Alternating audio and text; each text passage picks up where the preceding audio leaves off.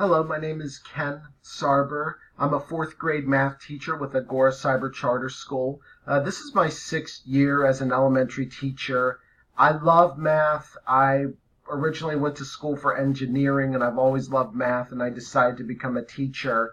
And I have been finding in my past 6 years as an elementary teacher, that the children I work with do lack a lot of number sense. I mean, I have for the past few years, I was also taught traditionally throughout my schooling. I've taught traditionally, but I'm seeing that understanding of number sense is very, very critical to my students.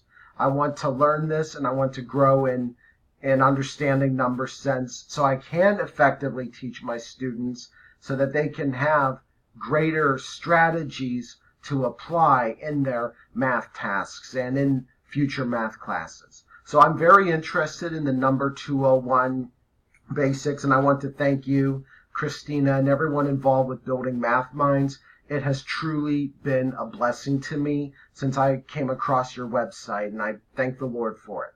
So I hope to be accepted into the, as one of the scholarships. Thank you again for your work.